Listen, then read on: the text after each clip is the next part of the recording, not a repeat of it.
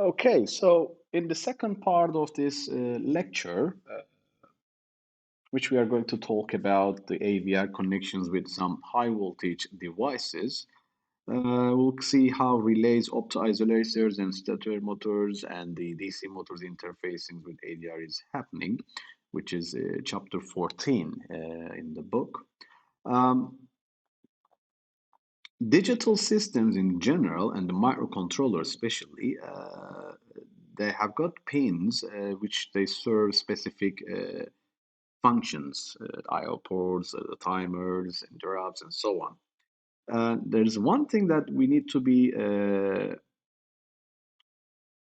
emphasized over here is that they are lacking the sufficient current to drive. So, for example, in order to drive a relay, you don't have enough current. So if you look at the AVR fanouts over here, they can sink 20 milliamp current at VCC at 5 volts and 10 milliamp current at VCC at 3 volts. So you can find these DC specs in the data sheet as well. Now, the pin of the chip in any of the ports, you can see that we can actually drive 20 milliamps or 10 milliamps in the voltages given. So while relay coil needs around 10 milliamps to be energized, the microcontroller pin can provide maximum of 1 or 2 milliamps. Okay, and for this reason, we need to have some kind of a what do we call a driver between the microcontroller and the relay. So we actually need a higher current driver so that the pin which is connected, which will be supposed to connect to a relay, has to be drive with a higher current and higher voltage in order to operate that device. So in this case, we are going to investigate some of the drivers in this lecture. And one of those is the BJTs. BJTs, bipolar junction transistors. Probably you know that from your electric courses. They can use higher current devices as drivers. So for higher fan out, which we call them the power transistors. And BJTs are offering high current gain. So beta DC or HFE. And we call these power BJTs. You can see the list of different types of those. So VBE, which is the have high VBE in the power BJTs, that falls between the base and the emitter, and VC is the voltage that falls between the collector and the emitter. So we just need to be careful over here in order to have when you have higher current drives over here, thermal characteristics are also important because without a thermal solution like a heat sink or a fan in this system, it might cause a problem because they are having a high thermal characteristics. So another alternative is the Darlington pair, so Darlington drivers. Now, what is Darlington driver? A Darlington pair is two transistors that acts as a single transistor, but with a much higher gain. So you have two transistors together, so you are actually multiplying the gain of the first stage and the second one. So it achieves very high current amplification, but you can connect the two bipolars together. Maybe I can show you how this is done by a simple diagram. So on one side, we have got 5 volts, and we have got the load. So on the other side, when we take it down here, we have got the transistor, which is one side of the transistor is connected, and the other ones is going to be connected to the gate of the transistor, or the base in this case. And that comes in and that goes in over there. So two transistor pairs, as you can see, it maximizes the gain over there. And we have got some resistor values over there as well. So, and that this is connected to 0 volts. So this is the pair of transistors that we can have. Now it achieves very high current amplification when we connect two bipolar transistors in direct DC coupling. So the current is amplified by the first transistor over here, and then further by the second transistor. That's why they are quite popular. In a Darlington driver like ULN 2003, we have got 7 transistors, and we also have some diodes in freewheeling diodes to protect against the reverse current of the inductive loads like the motors and which are highly inductive. So when we start talking about the things that we can drive, like with a high current, one of those is the relay. So what is relay? Now, relay is actually an electrically controllable switch widely used in industrial controls and automobiles and appliances. Um, Relays are actually allow you to have an isolation of the two separate sections of a system with two different voltages. Okay, and for example, if you have a 5-volt system, it can be isolated from 120-volt system by placing a relay between them. So if you think about, you have a microcontroller on one side and a high current or high voltage system on the other side, you can have a relay in between them. So that relay is actually it's called an electromechanical EMR relays. So small amount of current and voltage causes the switch a large amount of voltage and the current. So EMRs, which is electromechanical relays, has got coil, the spring, and the contacts over here, as you can see from the figure. And they can be controlled as a normally open or normally closed, so they can be support the multiple switches at the same time. And so, for example, when a current flows through the coil, a magnetic field is created around the coil, and coil is then energized, which causes the armature to be attracted to the coil. So that's what is happening here. So this is going to be energized, and the armature will be attracted to the coil. And this armature is actually, or the contact, let's say, acts like a switch and closes or opens the circuits. So when the coil is not energized, a spring pulls the armature to its normal state, so it's like a open or a closed. So you can see that there are different types of relays, like single pole, single throw, like a single switch, single pole, double throw, so two-way of switches, and double pole, double throw, so two switches, and they have got their own two ways. Okay, so normally open, normally closed, and then you have got configurations related to that.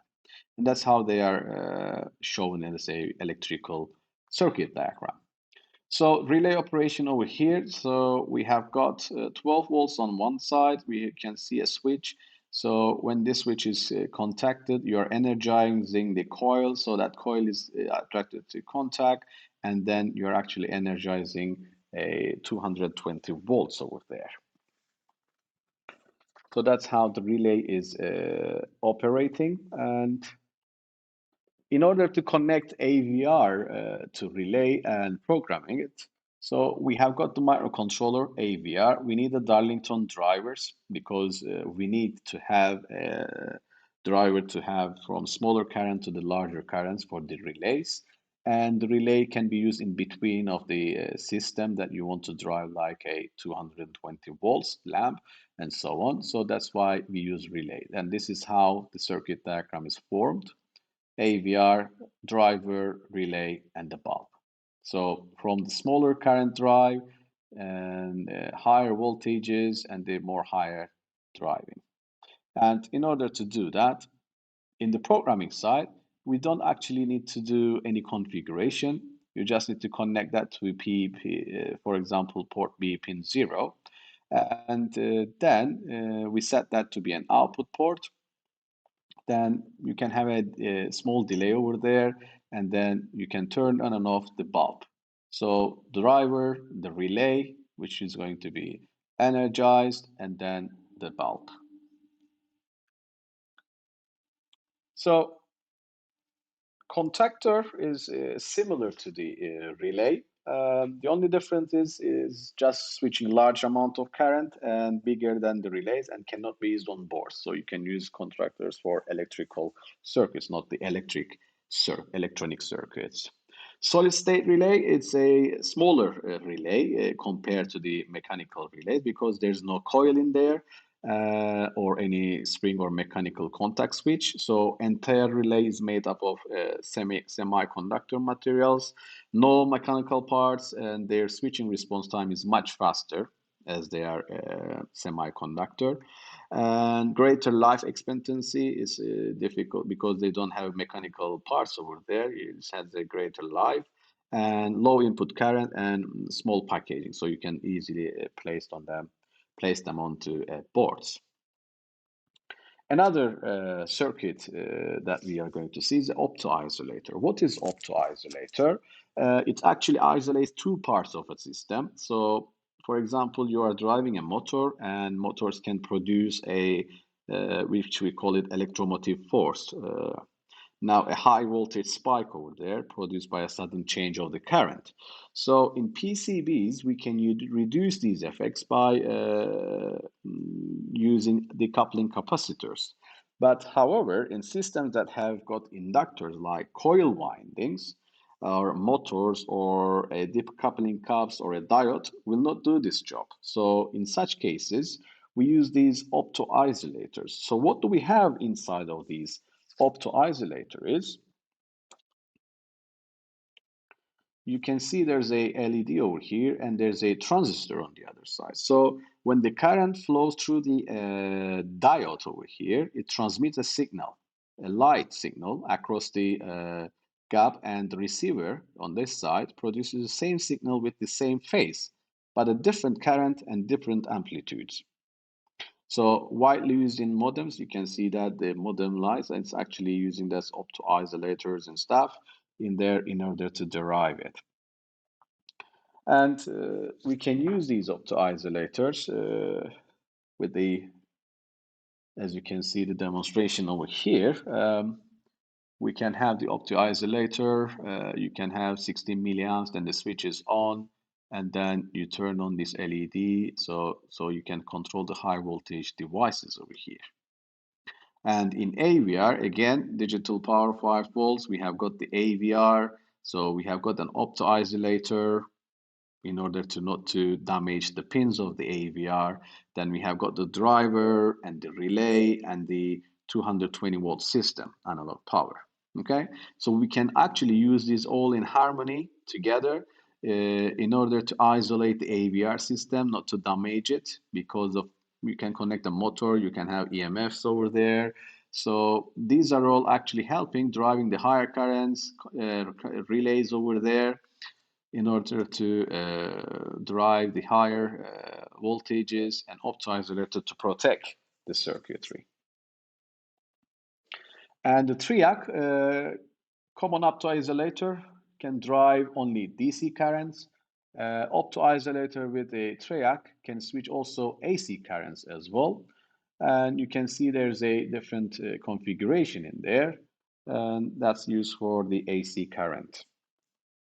Okay, so as we know how we can drive the larger currents and how we can isolate the system in order to not to damage the system, we can start talking about the motors, because motors are quite important in embedded system if you want to drive these motors to turn on something, activate something, run something on it. And one of the most used is the stepper motor. Because stepper motors are used widely to translate the electrical pulses into mechanical movement. For example, disk drives, dot matrix printers, and robotics, we are using these stepper motors.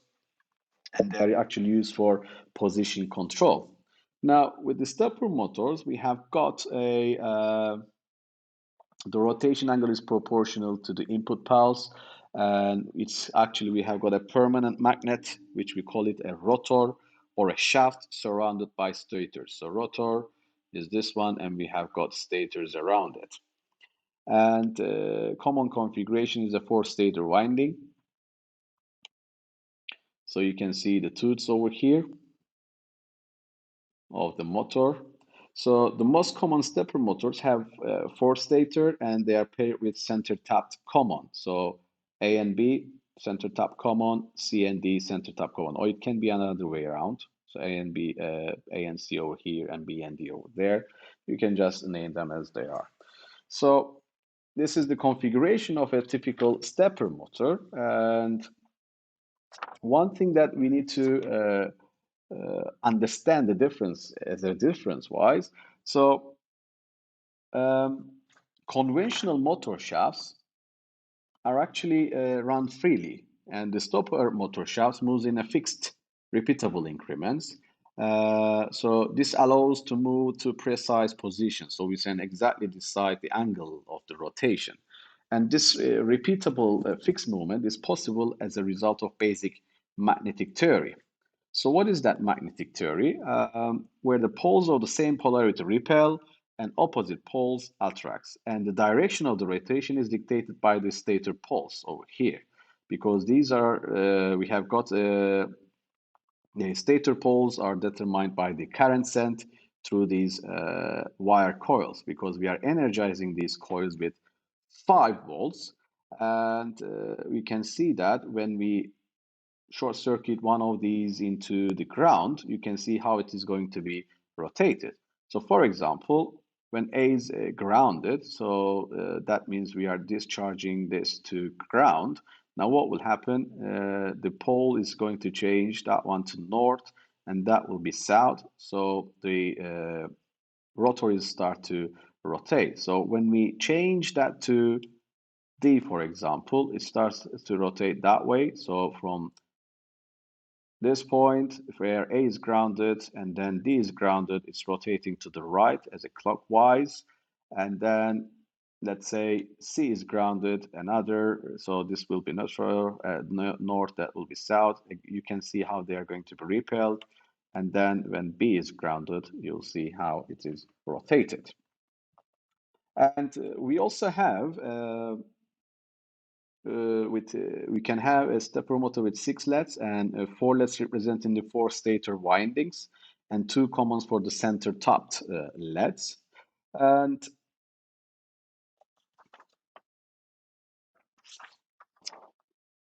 now the common wires are connected to the 2 positive sides of the motor's power supply, and the 4 LEDs of the stator windings are controlled by the 4 bits of the AVR. Now, after 4 steps, the same 2 windings will be on. So you can see over here, I'm going to demonstrate it on the slide.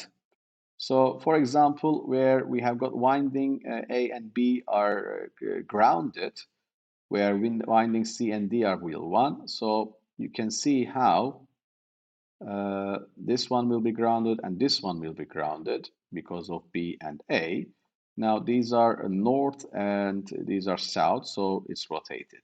Now we are going upwards here like a counterclockwise. Okay, so now D and A is grounded, so it's rotating clockwise, counterclockwise, and then 2, so D and C is grounded, and then 1 where B and C is grounded. So if we repeat that again, from 4, so nothing over here at the moment, 4, 3, 2, 1. So you can see the rotation over there. And so now what is happening over here? After the completing every 4 steps, the rotor moves only 1 tooth pitch. Okay, so this is actually saying that 4 steps are actually equivalent to 1 tooth pitch.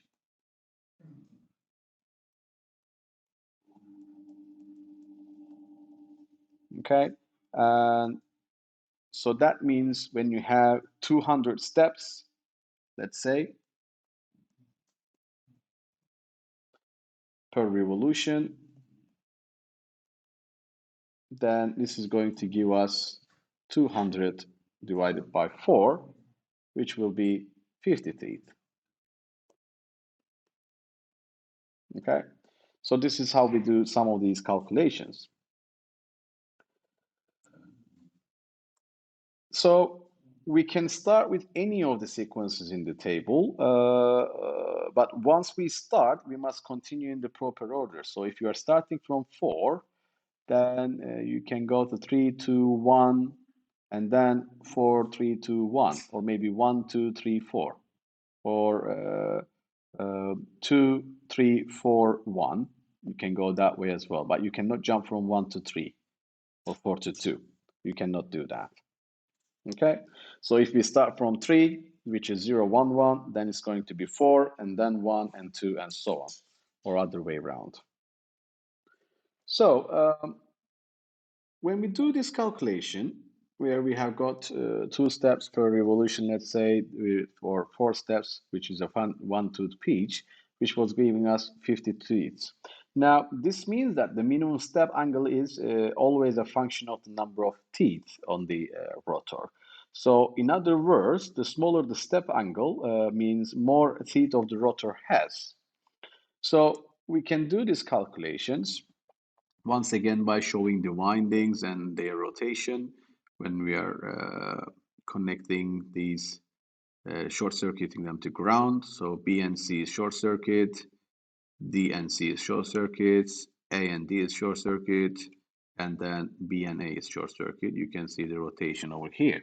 And we can easily calculate the step angle, which is 90 divided by the number of teeth, and the step per revolution, so 360 divided by the step angle, which is going to be 4 times the number of teeth, and the steps per second, which is RPM, steps per minute times steps per revolution, and so divided by 60. So we can do one example related to this. Let's say give the number of times the 4-step sequence must be applied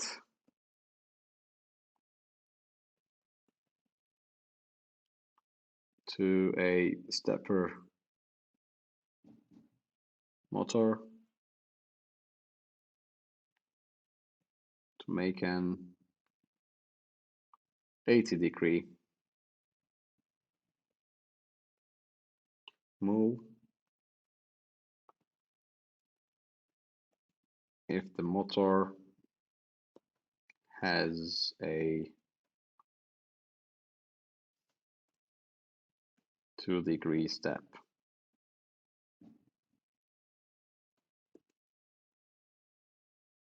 angle. Okay, so step angle is 2 degrees,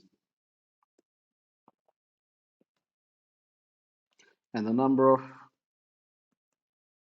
teeth we have got 90 over 2. So that's going to give us 45 according to the equation. So steps per revolution, that's going to be 360 divided by 2, which is going to be 180. Now, the movement per 4-step sequence, it's going to be 4 times 2, 8 degrees. Okay, and to move the rotor 80 degrees, we need to have 80 over 8, which is going to be 10 consecutive steps. Okay, so the number of times the four-step sequence must be applied to a stepper motor to make an 80 degrees, we need 10 consecutive steps. Okay, so that's all you need to know about these. And you might ask a question over here, what happens if we want to make 45 degrees because the steps are 2 degrees each? Now, you can have, because all the stepper motors, they allow you to have a 8-step switching sequence. So it's like a half stepping, and this provides a finer resolution, which is possible. Okay, so here is an example. So the AVR pins 0, 1, 2, and 3 is connected to ULN Darlington driver, which is functioning the unipolar stepper motor, which are connected to the windings. So we are activating one of those step settings in order to rotate the stepper motor. Now, the common wires are connected to the positive side of the motor's power supply, +5, which is sufficient. And we must use a driver in order to energize the stator for higher currents. And we have got Darlingtons. So the 4 leads of the stator windings are controlled by the 4 bits of the AVR. So what we are trying to do over here, we'll start, and we have to do a clockwise rotation continuously with a delay set by the subroutine delay. So we don't need to write any subroutine. We just need to call it. And starting from one of those sequences, we just need to rotate it. So let's write down the code first, then I'll show you how we are deriving this mentality. So I'm just gonna say, okay, init stack, we might use some subroutines, LDI, because we are going to use delay. So LDI R20, it's going to be 0 hex FF, so we can have port B, DDR B, to be R20, port B as output. And then we need to load the step sequence. So step sequence, let's start with sequence 3. Now in this case, LDI R20, it's going to be 0 hex 06 because this is 0110.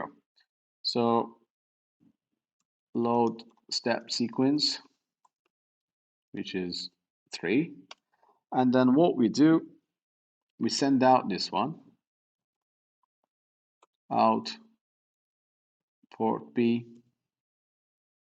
R20. Now, when we do 6, then if we are going to do a clockwise rotation, the next one will be 011, 0011. So that means that 6 has to be shifted to the right, as you can see from here. Maybe from the previous slide, it will be better to show it. So we will start from 3, and we are going clockwise. That means we are going to go down 4, 1, 2. Now 3, and then to 4, you just need to shift this to the right. Okay? So we just need to do a logical shift right over there. And then we carry on based on that. So let's do this first. That means I can do over here logical shift right, R20. So hex 6 will be shift right, and then we have to check the carry. So BRCC, and then we can say, okay, if not carry, then we can skip the next one. So that's going to be, let's say, L2, because we'll have L1, which we need to rotate back.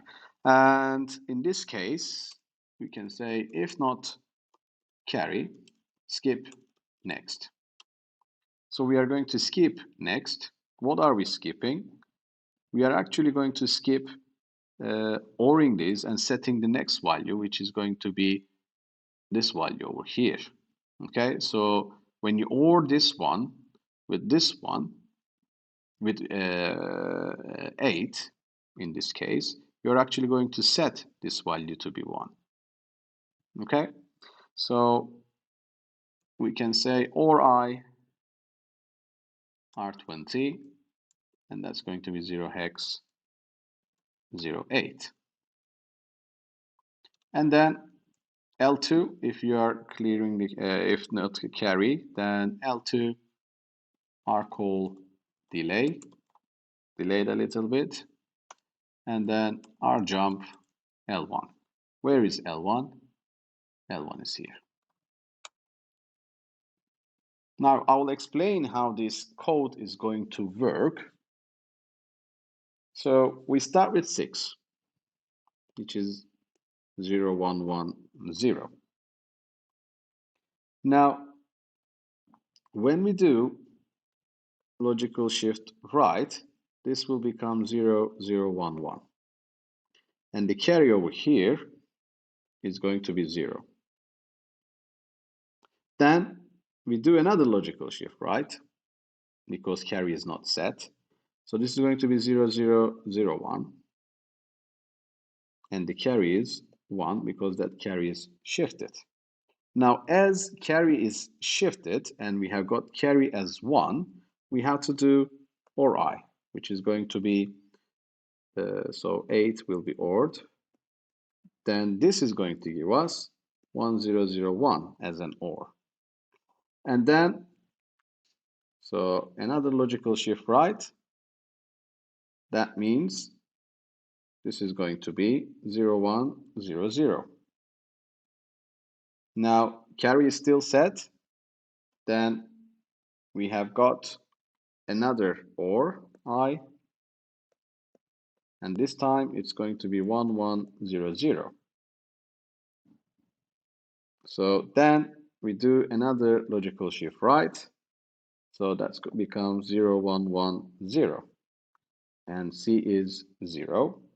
And then another logical shift right, that becomes 0, 0, 1, 1, which we repeat again and again. So this winding is 3. Then it goes to 4. This is 4. And then it becomes 1. And then 2. And then 3 again and 4 again. And it repeats like that for the rotation. Okay, so this is how we can derive a stepper motor.